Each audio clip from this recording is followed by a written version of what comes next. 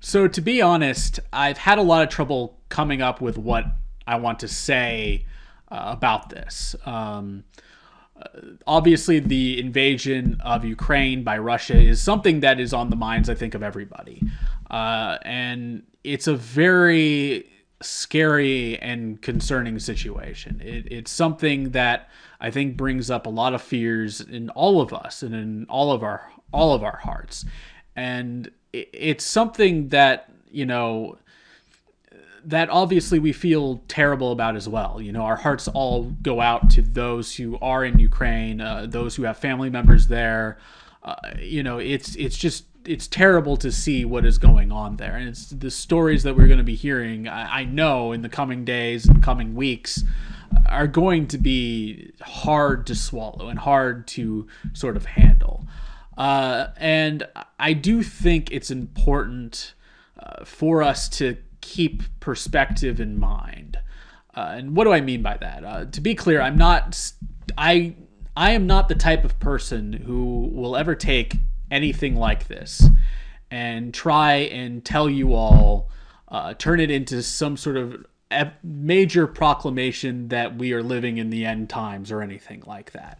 I honestly know from my studies that we have had many people who have done that throughout history, and all of them have been wrong up to this point. I think the safest approach with any of that is to just believe that Jesus is going to come when Jesus is going to come, and we should just focus on what we can do as individuals action-wise to be always ready if he does show up in our lifetime.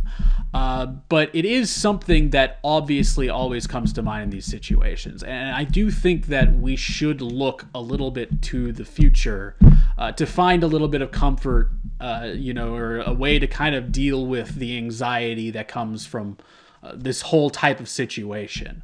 And that is the promise that there will be a time, when that Jesus does come back, that we will have peace in the world and that we will see things set right.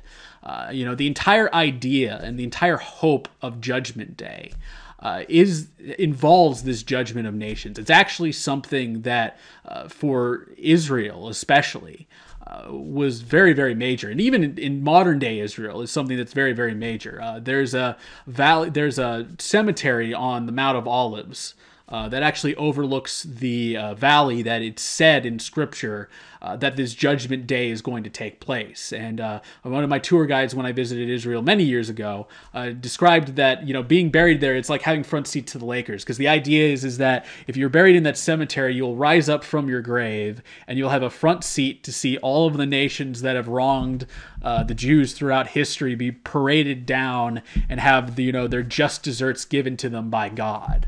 And that's something that, the Israelites did take and Jews did take for years comfort in, through all their hardships. And I do think that we, should keep that to a degree in mind. Now, that does not mean that we should be focusing on just that and ignoring the situation at hand. I would highly encourage you, if you're feeling strongly led and you're able to give to, any organization that is helping individuals out in Ukraine. Do your little bit of research, find that, and give to an organization that is helping those, especially those who have been displaced. That is about the best we can do here in the United States. If you do somehow find an opportunity, though, where you can go, I don't know, and serve in a temporary missions trip or something like that, impacting that, I encourage you to do that as well. Any little thing to try and help in that situation, it will add up. And I know a lot of times those tiny, small things seem so minor and so insignificant, but they're really not to the individuals who are receiving them. So with that said, let's all keep Ukraine in our prayers this week. Let's keep those who are, suffering through all this in our prayers. And let's do what we can to help them at this time. With that, I would like to invite you all to join me for our last song today.